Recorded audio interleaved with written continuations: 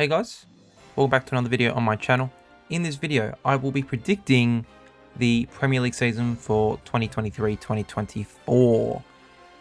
Now, I haven't done one of these before on this channel. I have done predictions over the course of my life. Usually they're mostly wrong, except for the past 3 years where I predicted the correct champion, because I think anyone could have. As you can see, I am an Arsenal fan.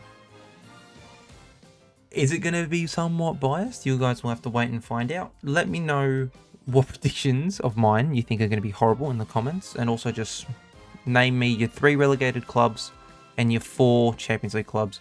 I mean, you can also name 5. And also who the champion's going to be, obviously. Yeah, let me know.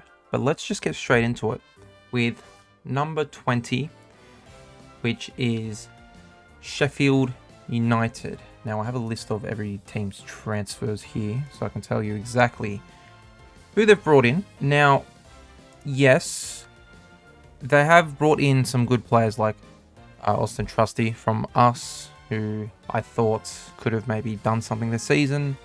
But other than that, I don't think there's much more. One of their big players, I think Centerberg, was it? That's out. That's now left the club. I just don't think they have the squad talent to survive in the Premier League.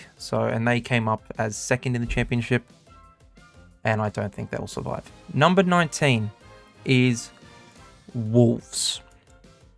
Wolves, I'm looking at their transfers here. They've done nothing.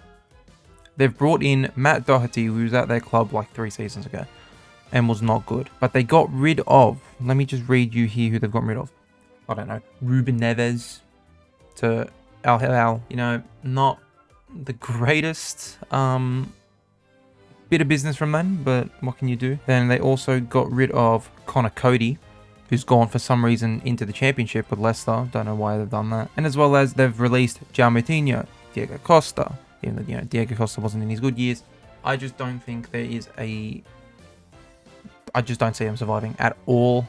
I think, yes, Jose Sarr is a great keeper. Podence is pretty good, you know, but they don't have much more other than that. In 18th, though, and it's sad to say it, is Luton Town. It's going to be funny watching teams play in their stadium, their little small stadium. I originally had them in 20th, and then I looked at the transfers that they brought in. Marvelous Nakamba, pretty good transfer in. Tahith Chong, pretty good transfer in for a young player. Used to play for United. Issa Kabor, on loan from Man City. Pretty decent player. Ross Barkley, who they just signed literally today as I'm recording this. They've made some very good signings. I just don't think it's enough to keep them up. They just don't have the depth for the Premier League. But I wouldn't be surprised if I see them somewhere between 18th and 16th. You know, these teams between 18th and 16th, you can have in any of these 3 positions. I just went with Luton because the inexperience in the Premier League, and just they're not as good as what I think the rest of these other teams are. So yeah, just to clarify, my 3 relegated teams: Sheffield in 20th, Wolves in 19th, and in 18th, Luton Town. Move on to 17th now, which is a team that everyone predicted to go down last year, which is Bournemouth. Bournemouth did an amazing job last year in staying up. I mean, it's pretty comfortably as well. They stayed up, but I just don't think it's going to be as comfortable. They will stay up. I'm looking at the transfers they've made here. No real, like, amazing transfers, but good enough to stay up in the Premier League, I think their squad is. So yeah, they're in 17th for me. In 16th is the team who made about 30 signings last season and barely stayed up, Nottingham Forest. Now, Forest have brought in Chris Wood, which is it's not bad signing, but what can you do? Ola Aina, who's played for Chelsea, decent right back. Anthony Alagna on a full transfer from Manchester United. And as well as they have signed Matt Turner, the Arsenal backup goalkeeper. I think he's got a lot to prove. And I just think he's going to do really well. They don't have Dean Henderson, obviously. He's still at United. So pretty decent. I think they will stay up kind of comfortably. In 15th, I've got Everton.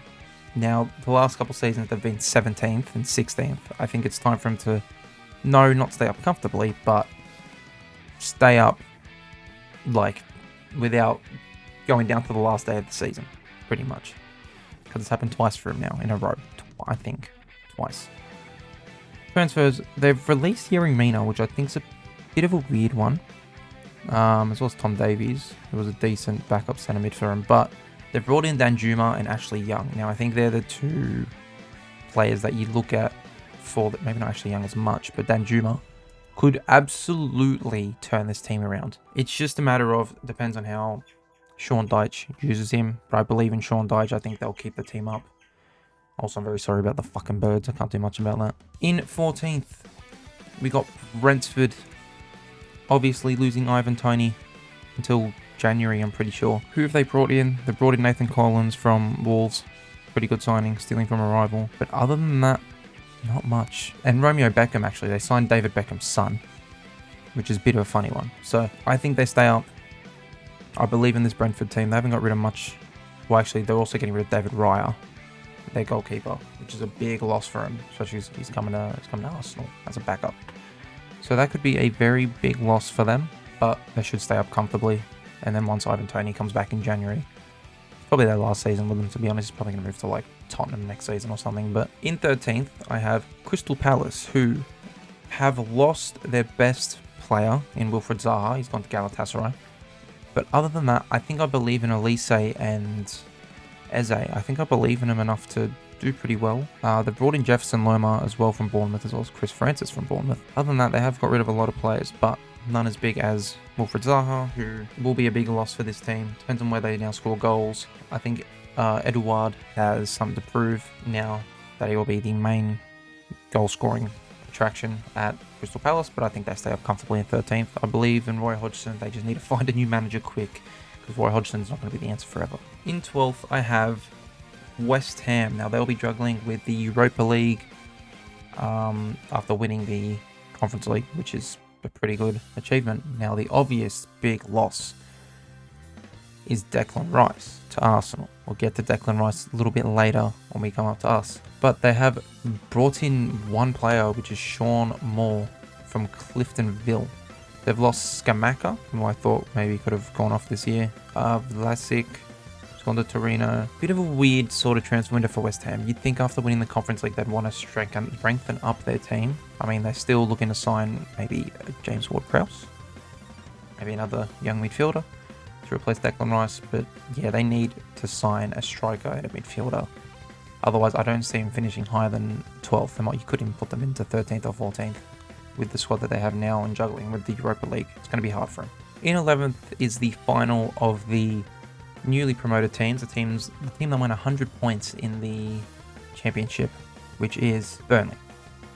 Burnley here, getting Sander Berge is pretty good from Sheffield. Nathan Redmond, yeah, okay, he's kind of washed, but pretty decent to just have. I'm a believer in the Vincent Kompany ball. I think they stay up comfortably. I don't see why not. In number 10, I have Fulham. Big question marks still about Mitrovic, but it doesn't matter because they have replaced Mitrovic or have signed that striker, Raul Jimenez from Wolves. I didn't read that one up when I was looking at the Wolves transfers, but yeah, I didn't even know they signed him. That's a pretty good signing. Yeah, I just think with or without Mitrovic, they stay up. If it's with, this is me counting it with Mitrovic. If it's without Mitrovic, I think maybe you can slide him down to 12th. Number 9, I'm Brighton. They got some European football. They've brought in James Milner, João Pedro, and Tahoud, who is not bad to bring in. They have lost, however, McAllister, which is a big loss for them. They've also got rid of Robert Sanchez, who was their starting keeper. I don't know who they've replaced him with at keeper, to be honest. At the same time, though, Moise Caicedo could be out, but we're not sure about that one yet. Don't even know which team he's going to. Could go to Chelsea, could go to Liverpool, could go to Man United, could go to Tottenham. I think no matter what, though, they're still good with Dahoud and Milner coming into the midfield. In 8th, I've gone with Villa. Aston Villa.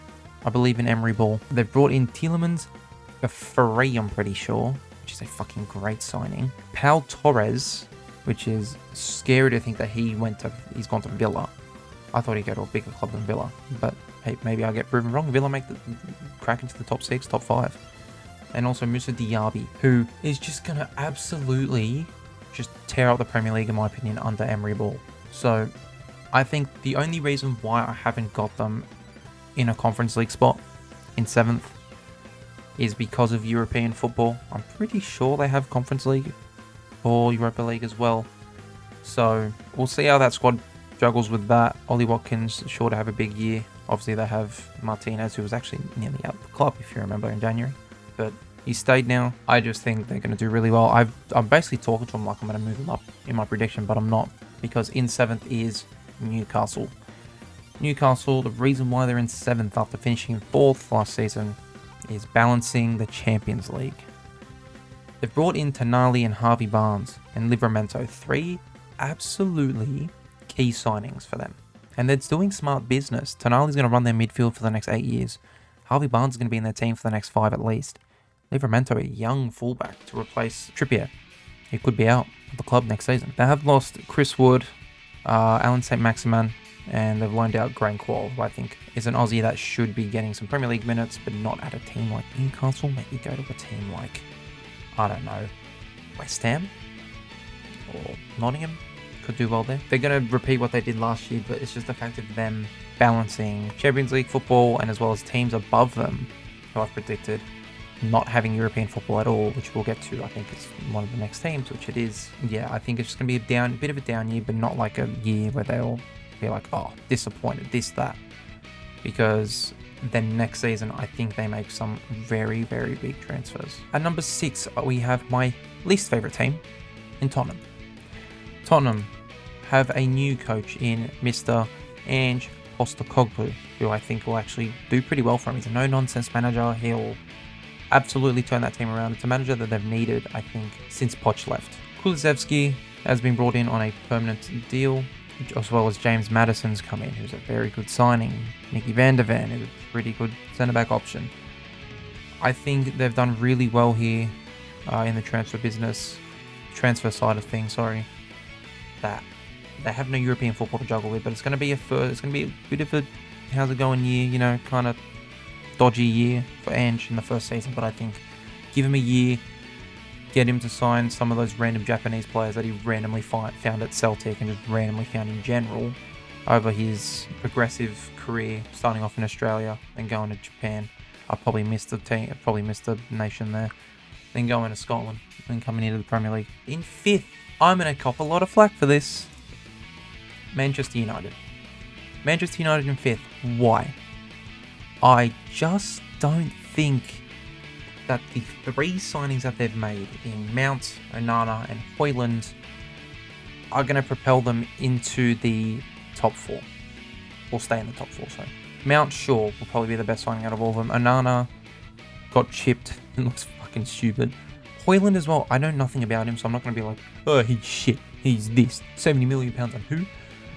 He might be worth £70 million. He might absolutely tear it up in the Premier League, but I just don't think we should be doing the Højlund versus Haaland. Because Højlund, I don't think will ever be on Haaland's level. I don't think anyone will. But I don't think their attack and their midfield is deep enough for a Champions League run, as well as a Premier League. So that's just my take. You can make fun of me all you want. You probably will. I'll probably get like 400 dislikes now. But in 4th, I have Chelsea. Chelsea here, who obviously made 466 different signings last season, have actually got rid of 466 different players. Obviously losing Kante, losing Koulibaly, Kovacic, Edouard Mendy, Kai Havertz, Loftus-Cheek, Mason Mount, Azpilicueta, Pulisic, Pardew, Bamiyang, lost all those players, and then in return got Nkuku, who is out for the next 4 months, I think, with an injury, which is a bit of a shit go for them. Nicholas Jackson, who I think could maybe do something, could turn up, as well as Robert Sanchez from Brighton to possibly be the successor for Kepa. They just have no other leagues to deal with, really. They've got no European football. They've got no they have cups and stuff, but I don't think they'll go far in the cups. So they don't have to really worry about that. They can focus on the Premier League, as well as I believe in Poch to turn this team around. You can argue with that all you want, Manchester United fans. You could easily swap out United and Chelsea, and I wouldn't be too upset with that. However, in 3rd, I have gone with Liverpool. Reason being is because I think they've only brought in 2 players which are McAllister and Szoboszlai, or Sausages, from Leipzig. But they've lost players like Firmino, Naby Keita, James Milner, Fabio Carvalho is out on loan, so you can call him back anyway. Jordan Henderson, Fabinho, who obviously you didn't expect to lose both of them, but I think they need to invest a little bit more into the defense, maybe get one more centre back to back up either Kanate or Matip or Van Dijk, because you kind of need that fourth centre back. I mean, I don't think Nat Phillips is going to do it unless he's left. He actually might have left. Signing two midfielders who are more attacking minded when I think they kind of need a defensive minded midfielder is a bit of a weird one. I think their attack is probably the best attack in the Premier League, if I'm being honest. Salah, Gakpo, Diaz, as well as Nunez, as well as Jota. They've got so many names up front. I don't think they have the midfield that they used to. You could play Trent in the midfield, and that like as a CDM, as a creative midfielder, and I think he does wonderful there. I don't think he should be at right back.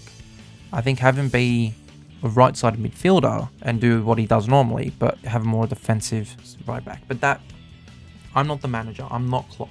Klopp's a great manager. He'll figure it out, and I think they get third. Now it's time for the top two, which is Arsenal and City. Do I think we are going to win the Premier League, or do I think City is going to retain their title for the fourth time in a row? The answer, I'm going to make you guys wait.